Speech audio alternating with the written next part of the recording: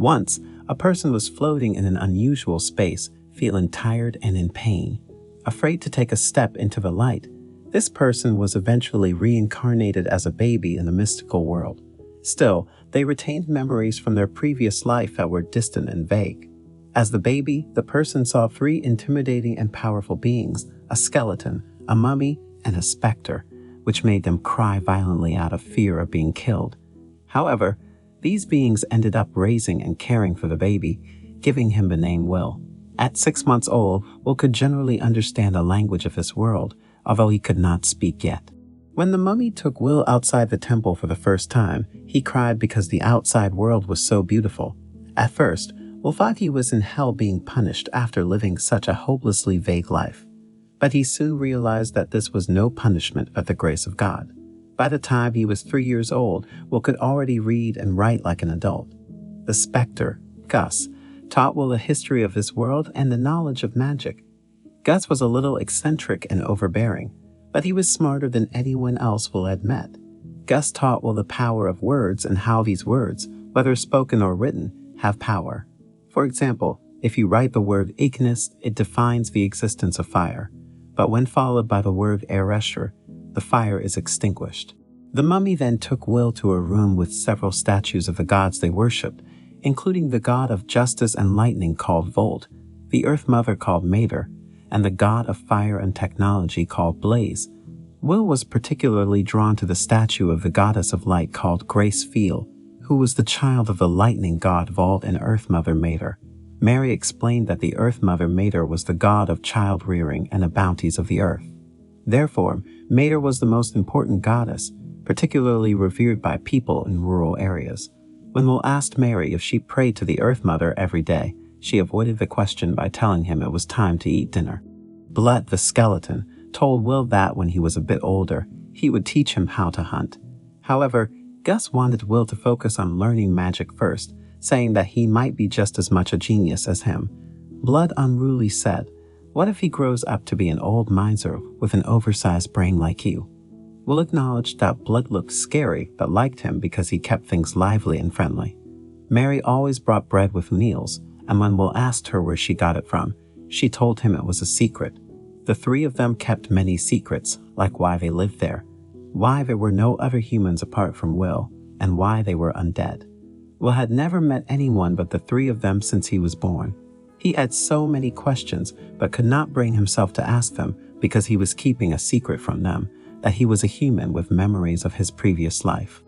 As Will grew older, he embarked on an epic training journey with his undead foster family. Blood, the muscle man, took him under his wing to build up his strength and stamina. Blood also taught Will the art of swordsmanship and how to hunt in the forest like a pro. Meanwhile, Dust, the wise old sage, introduced him to the world of magic, emphasizing the importance of precise pronunciation and telling him that no two words can be said exactly the same way twice. Will started by learning minor magic skills, but Dust encouraged him to use his magic sparingly, advising him that money can solve just about anything in this world, even without using magic.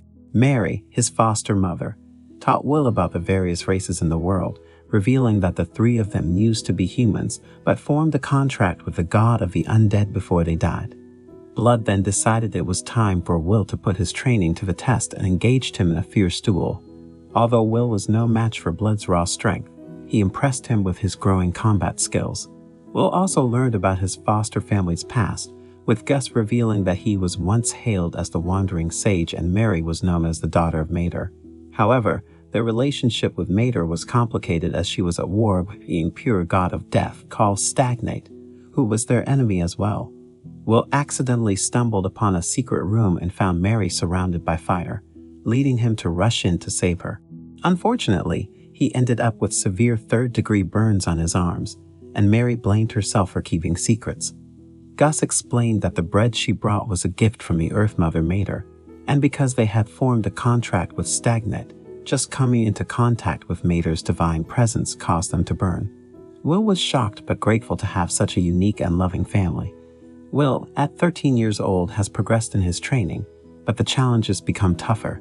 Blood, his mentor, sets him up to train with a low-ranked demon's corpse to practice. Will easily defeats it, surprising Blood. Blood decides to hasten Will's training by taking him to the ruined city where humans and dwarves used to reside. But now it's overrun with undead. Blood leaves Will alone in a cave to test him, and several undead appear. Will manages to defeat them all easily but encounters an undead Vasquez demon, which is the strongest opponent he has faced. Will bravely faces the Vasquez demon and uses the magic lessons Gus had taught him to counter it. Will's sword breaks, and he picks up the magic spear from the undead he defeated. Gus appears with a blank expression on his face and uses his words to summon a golem to fight Will. However, Will defeats it with ease.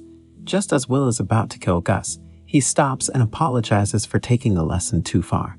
Will returns to the temple and notices that Gus hasn't brought up the incident at the cave. Gus tells Will that Blood is going to challenge him to a serious duel and wants Will to lose in a way that Blood won't notice. Gus refuses to tell Will why, frustrating him. Will runs to the room with the statues of the gods, where Mary reveals that Blood worships the god of fire, Blaze, and Gus worships the wind god called Whirl. Blood swore to Blaze that he would train every day and grow strong, but Mary told Mater that she would live in a way that would honor her. Mary tells Will that Gus swore to the wind god that he would do as he pleased and enjoy life, as he hates being bound by anything. Years later, Will has grown, and he has just finished training with Blood. Blood brings some alcohol he made for them to drink. After they get drunk together, Blood suggests they take a little peek at Mary while she's changing. While they're spying on her, Will trips and opens the door. Mary slaps him for invading her privacy. The following day, Blood intensely spars with Will, and Will finds it hard to get a strike without being hit. Will pulls out an epic move, using his shield to block Blood's sword, so he can use it as a ramp to take him down. Just when Will is about to strike, Blood throws him away like a plastic bag.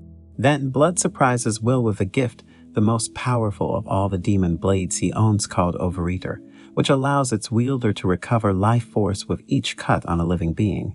However, the more it's used, the more dependent the wielder becomes, making it a dangerous weapon. Blood and Mary reveal to Will the secrets of the king among demon kings who tried to conquer their continent about 200 years ago. They led a great uprising, and an army of countless demons invaded the continent, crawling with demon kings and generals, offering up massive amounts of flesh and blood in great rituals to their deity, the god of dimensions. The High King went on a rampage in their continent, and his abilities were absolutely insane. He could turn any blood he shed into soldiers and any flesh cut from his body into commanders in unlimited amounts. The only weapon that could harm him was Overeater, which was Blood's weapon of choice. Even with the help of Gus's magic and Mary's blessing, they couldn't kill the High King. Eventually, Marion and Gus placed a seal on him, and the High King was sealed deep beneath the land.